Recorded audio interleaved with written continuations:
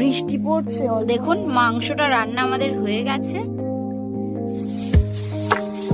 সকাল সকাল এখন বৃষ্টি পড়ছে, অল্প অল্প বৃষ্টি পড়া শুরু হয়েছে। আর আমাদের এই দেখো যে চালের উপরে এই মশাল টশাল ছিল, তো মা সেই মশালগুলো এই দেখো যে এখন কোথায় রাখবে, এই বারান্দার দিকে।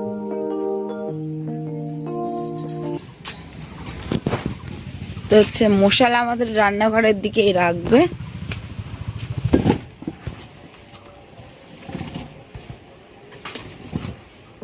সকাল থেকে সেই ঝোড়ো হাওয়া হাওয়া মতন বলছে, আর চারিদিকটাতে পাতা নাতা সব ভর্তি। সর্ষেতে হচ্ছে খুব নোংরা হচ্ছে, যেহেতু ওই সর্ষেগুলোতে একটু নোংরা আছে, ওইভাবে তো আর ভাঙাতে দেয়া যায় না। আমি আর মা এখন পুকুরে যাব, গিয়ে পুকুর থেকে ভালো করে ওটা ধুয়ে নেব, তাহলে হচ্ছে শুকাতে দিলে একই রকম হয়ে যাবে। তো মা এই হচ্ছে মা আর আমি মিলে পুকুর থেকে সর্ষেটা ধুয়ে নিয়ে এলাম, যে নোংরা টোংরাগুলো ছিল সব বেরিয়ে গেছে। আর এই দেখো সকাল সকাল বেশ রৌদ্রটা ভালো উঠেছে, মা এই রৌদ্রে পাতিয়ে দিচ্ছে, আর ওইদিকে আমাদের ধানও হচ্ছে পাতিয়ে দেওয়া আছে। হ্যালো বন্ধুরা, জ্যোতিকাস ডেইলি ব্লগ চ্যানেলে তোমাদের সবাইকে অনেক অনেক স্বাগত। আশা করি তোমরা সবাই খুব খুব ভালো আছো, আর আমরাও খুব ভালো আছি। হচ্ছে সকাল সকাল এমন বৃষ্টি শুরু হলো, মানে বৃষ্টি তো হয়নি, এমনভাবে মানে আকাশ মেঘটিক করে এলো, যেন মনে হলো কত বৃষ্টি হবে। মশাল টশালগুলো সব তুলে নিল, তো তুলে নেওয়ার পরে তারপরে বেশ কিছুক্ষণ হয়েছে, এখন বাজে হচ্ছে 10টা। তো মা হচ্ছে মাংস নিয়ে এলো, আর আজকে আমাদের রান্না হবে মুরগির মাংস। তো রান্নাঘরের দিকে এলাম, তো দেখি হচ্ছে ভাত এইদিকে বসানো হয়ে গেছে, তো ভাত প্রায় হয়ে যাওয়ার মতন হয়েছে। দেখি আমি এদিকে আলু পেঁয়াজ টিয়াজ নিয়ে কাটতে বসে বললাম। প্রথমে তো আলু কোথায় রেখেছিল মা, তো আমি খুঁজেই পেলাম না। মাকে আবার জিজ্ঞাসা করলাম, তো মা বললো দেখ ওই হচ্ছে সাইকেলের উপরে একটা প্যাকেট রাখা আছে, তো সেই প্যাকেটে আছে। তো আমি সেখান থেকে আবার আলুগুলো নিলাম, যেহেতু আলু ছোট ওই জন্য আমি মায়ের কাছে একটু শুনলাম। আমি বলছি মা তাহলে কেমন করে কাটবো? মা বললো মাঝখান দিয়ে একটা ফাল দিয়ে দে, তাহলে হচ্ছে মাংস রান্না অনুযায়ী হয়ে যাবে। আর আজকে মাংস রান্না হবে সম্পূর্ণ বাটা মশলাতে। মা ওইদিকে রান্নাঘরে মশলাপাতিটা সব বাটতে বসে গেছে, আর আমি এদিকে আলু টালুগুলো কাটছি, আনছি তাহলে একটু সুবিধা হবে কোনি। আর বাবা তো কাজে গেছে, যেহেতু বাবা হচ্ছে দুবেলা কাজ করে, মানে সকালবেলা কাজে বেরিয়ে যায়, তো আবার দুপুরবেলা বাড়ি আসে, এসে খাওয়া দাওয়া করে হয়তো কোনো দিন বসার টাইম পায়, কোনো দিন পায় না, তো হচ্ছে তারপরেই আবার কাজে চলে যায়। তো ওই জন্য মা বলছে যে একদম টাইম মতন করতে হবে, তুই তাহলে এগুলো কেটে রেটে দে, আর আমি এদিকে মশলা টশলাগুলো বেটে নিই। আমি বললাম ঠিক আছে। তো মা ওইদিকে হচ্ছে এখন মশলা বাটছে, আর আজকে মাংস রান্না হবে সম্পূর্ণ বাটা মশলাতে। অ্যাকচুয়ালি আমাদের বাড়িতে রান্না বান্না যাওয়া হয় মোটামুটি মা বাটা মশলাতেই রান্না করে, মিক্সি তো নেই, ওই জন্য মা শিলেই বেটে নেয়। একটা মিট মশলা আর ওই রসুন দা দোকান থেকে ঝটপট গিয়ে একদম মিট মশলা আর এটা হচ্ছে রসুনটা নিয়ে চলে এলাম, কুটে দিয়েছি। এবারে মা রান্না করবে। আর এদিকে বেশ আজকে রৌদ্রটা ভালো পড়েছে, তো ধান হচ্ছে সিদ্ধ করে তারপরে এই শুকাতে দেয়া হয়েছে, সকাল থেকেই দেয়া আছে, তো এই ধানে পিঠ পেয়ে গেছে। হচ্ছে একে একে মা মশলাপাতিগুলো বেটে নিচ্ছে, যেগুলো মাংসতে দেয়া হবে, আর মাংসটা সম্পূর্ণ রান্না হবে বাটা মশলাতে।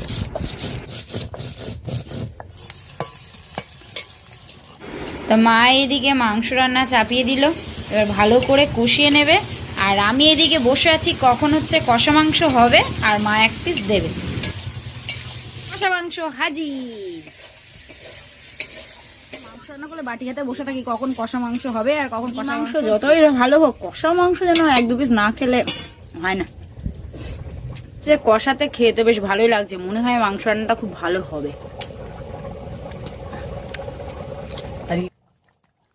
তো দেখুন মাংসটা রান্না আমাদের হয়ে গেছে।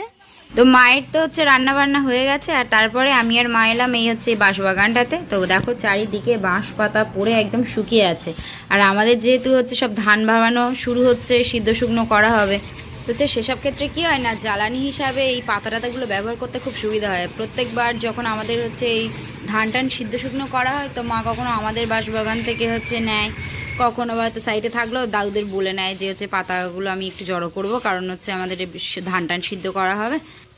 শুধু যে আমি ভিডিও করছি বলে যে হচ্ছে এরকম নয় যে আমার মাই শুধু এরকম পাতা নাতা জোগাড় করে। তো আমাদের গ্রামে মানে যাদের যাদের এইসব ধান টান চাষ টাস হয়, তো চাল টাল করার ক্ষেত্রে প্রত্যেকে এরকমভাবে হচ্ছে পাতা নাতা একসঙ্গে জড়ো করে তারপরে হচ্ছে জাল টাল দেয় আর কি। স্নান টান করে নিলাম, এবারে দেখি খাওয়া দাওয়া করবো। তো আমার একটু স্নানটা করতে লেট হয়ে গেল, বাবা হচ্ছে আগে খেয়ে নিয়েছে, নিয়ে হচ্ছে একটু রেস্ট টেস্ট নিয়ে কাজে গেল, আর মাও খেয়ে নিয়েছে। মা তো মাংস খায় না, ওই জন্য আমি বললাম মা তুমি আর আমার জন্য লেট করো না, আমি একটু শ্যাম্পু ট্যাম্পু করলাম ওইসবের জন্য লেট হয়ে গেছে।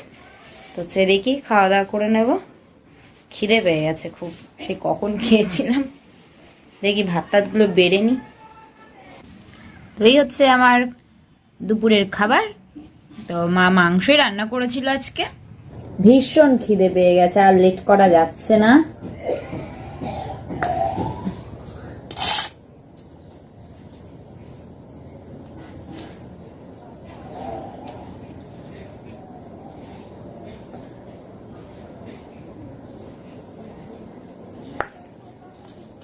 তোমরা দুপুরে অবশ্যই কে কি খাচ্ছ কমেন্ট করে জানিও।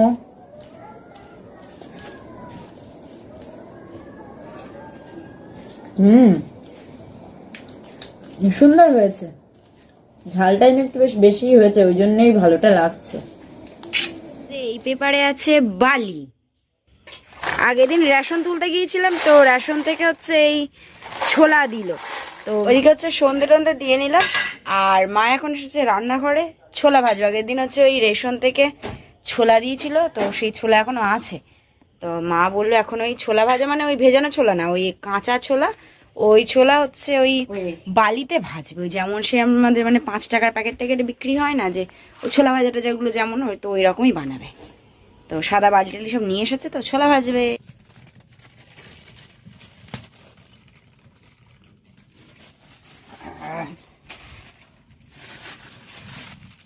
তো দেখো কড়াইতে সাদা বালি দিয়ে দিল।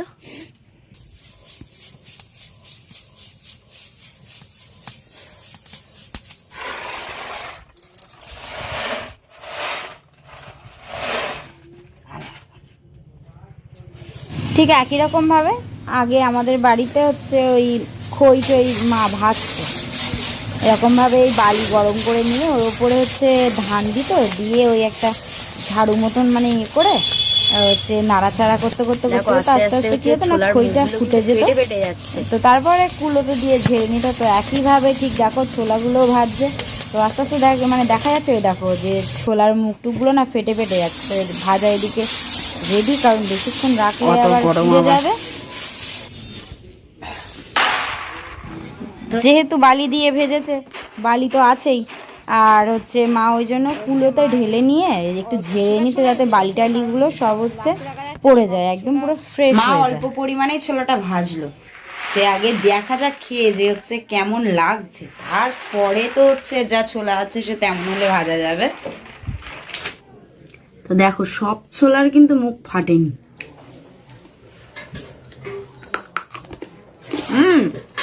দোকানের ছোলা ভাজার মতনই লাগছে, একটু লবণ মাখাও, হালকা করে একটু লবণ দাও। বালিতে লবণ না, এখন লবণ দাও, তাহলে বেশ লবণ লবণ ভালো লাগবে, এমনি খেলে ভালো হয়েছে। তো হচ্ছে আমাদের এইভাবে না আগে হচ্ছে ওই খইটই ভাজা হতো বাড়িতে। তো যাই হোক আজকের ভিডিও আর কন্টিনিউ করছি, আজকের ভিডিও এই পর্যন্ত। ভিডিওটা ভালো লেগে থাকলে অবশ্যই লাইক কমেন্ট শেয়ার করুন, সাবস্ক্রাইব করে পাশে থেকে টাটা। আসছি নতুন একটা ব্লগিং ভিডিওর সাথে, ততক্ষণ সুস্থ থেকো, সাবধানে থেকো।